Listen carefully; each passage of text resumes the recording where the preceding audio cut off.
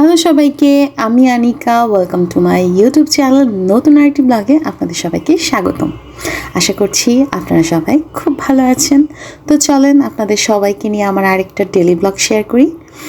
আজকের ব্লগটি শুরু করেছিলাম একদম ঘর গোছানো দিয়ে। এরপর দেখি বাইরে এত দারুণ বৃষ্টি হচ্ছে, তো ভাবলাম আপনাদের সাথে একটু শেয়ার করি। আসলে ক্যামেরায় তেমনভাবে বোঝা যাচ্ছে না যে কি পরিমাণ যে বৃষ্টি হচ্ছিল। দূরের যে বিল্ডিংগুলো একটাও দেখা যাচ্ছিল না, অনেক সুন্দর বৃষ্টি হচ্ছিল। মনে হচ্ছিল যে দৌড়ে যেয়ে যদি ভিজতে পারতাম, কিন্তু না, কিছুদিন পরে আমরা ঘুরতে যাব। তো এখন যদি বৃষ্টিতে ভিজি ঠান্ডা লেগে যাবে, তাহলে এত সুন্দর ঘোরার যে ট্রিপটা প্ল্যান করেছি বা যেখানে ঘুরতে যাব সবটাই মাটি হয়ে যাবে। কি বলেন আপনারা? একদম রাইট। এই তো ঘরটর গুছিয়ে নিলাম। যারা আমার ভিডিওটি দেখবেন তাদের সবাইকে আমার রিকোয়েস্ট থাকবে একটি লাইক দিয়ে আমার ভিডিওটি কন্টিনিউ করবেন। তারপরে সকালের নাস্তা করতে চলে গেলাম। আজকে আমার কাজের আপা আসেনি, অনেক বৃষ্টি ছিল তার জন্য।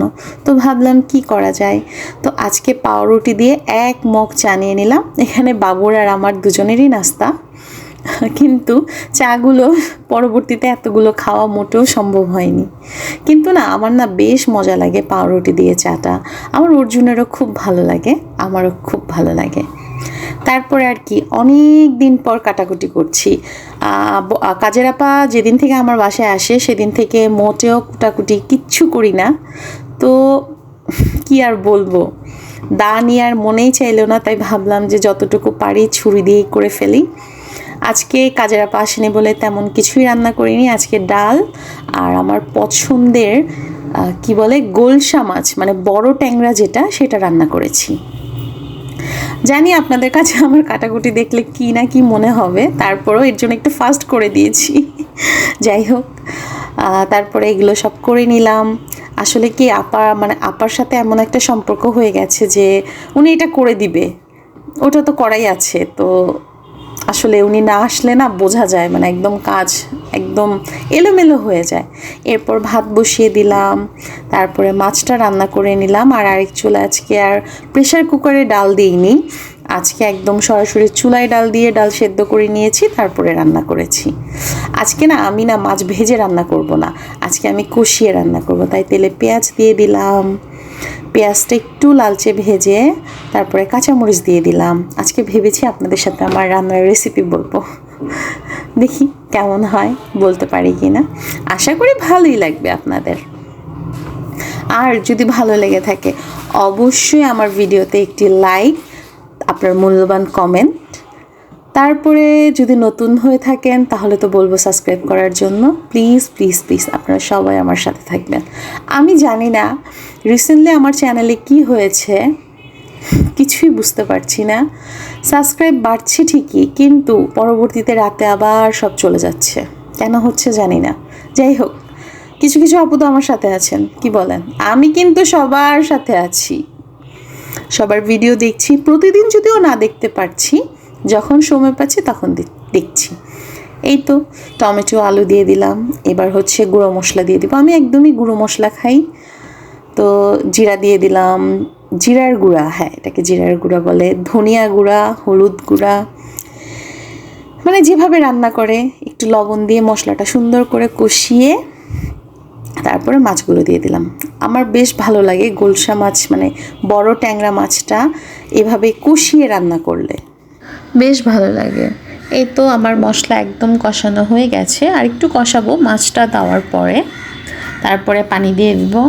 তো আগে কি হতো, আমি না গোলসা মাছটা ঠিক খেতাম না, ভালো লাগতো না। তো একদিন অর্জুনের বাবা বলছে যে তুমি এভাবে খেয়ে দেখো, মাছটা খুবই সফট।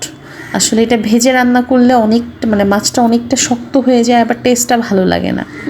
কিন্তু এভাবে কষিয়ে রান্না করলে ভিতরটা মাছটা এত নরম থাকে, এত মজা হয়। তো সেদিনের পর থেকে আমি প্রায় সময় ওর বাবা বাজারে গেলে বলবো যে গোলসা মাছটা নিয়ে এসো। আবার এতে বেগুন দিয়ে রান্না করলেও খুব মজা হয়। তারপরে ডাল সম্বার দিয়ে নিলাম। তো আজকে সম্ভারে দিয়েছিলাম একটু শুকনো মরিচ, একটু জিরা আর পেঁয়াজ তো থাকবেই। তো ভাবলাম যে দেখি একটু শুকনো মরিচটা দিলে কেমন লাগে, বেশ ভালো লেগেছে। আমার শাশুড়ি বরাবর মতো ডালে সবসময় শুকনো মরিচ জিরাটা ফোড়নে দেয়, আমি মানে মনে থাকে না দিতে সব সময়। তা আমি সেদিন দিয়েছিলাম, বেশ ভালো লেগেছে ডালটা। আর সেদিন ফোড়নের পেঁয়াজটাও একটু ভালো করে ভেজে নিয়েছিলাম, ডালটা বেশ বেশ বেশ মজা হয়েছিল। তো সেদিন এইভাবে ডাল রান্না করার পর থেকে মনে হচ্ছে যে প্রেশার কুকারের থেকে এইভাবে ডাল রান্না করলে বেস্ট হয় এবং মজাও খুব ভালো হয়। তারপর থেকে যে কয়েকদিনই ডাল রান্না করেছি, একদিনও প্রেশার কুকারে দিইনি, এভাবেই রান্না করেছি। যেহেতু আমার এলপি গ্যাস, তো সেক্ষেত্রে গ্যাসটা একটু অতিরিক্ত শেষ হয়, কিন্তু মজাটা খুব মানে টেস্টটা খুব ভালো হয়। তারপর আর কি রান্না বাড়া শেষ করে চুলা টুলা সব ক্লিন করে চলে গেলাম আরেক মহার মানে কি বলবো, এই কাজটা এত বিরক্ত মানে বিরক্ত বলতে কি মানে মাঝে মধ্যে না একেবারে ইচ্ছে করে না করতে। যেহেতু আমার কাজের আপা সকালবেলা আসে, তো তার সাথে সকালের কাজেরই ডিল করা, পরবর্তীতে সে আর আসে না, তো এগুলো আমারই করতে হয়। এই তো সব কিছু করে টোরে নিলাম, তারপর বাবুর গোসল, ঘরের আরও অনেক কাজ। আসলে সংসারের কাজের গল্প আসলে কি বলবো, কিছু বলার নাই। আর এখন আবার আমি চেষ্টা করবো আগের মতো একটু একটু করে ভিডিও করে আপনাদের সাথে শেয়ার করার জন্য। আশা করি আপনাদের সবার খুব ভালো লাগবে। এই তো সব কিছু গোছানো, আমার যখন রান্নাঘরটা একদম গোছানো এবং ক্লিন মনে হয়, তখন মনে হয় না আমার বাসায় আর কোনো কাজ আছে। তারপরে চলে গেলাম খাওয়ার উদ্দেশ্যে।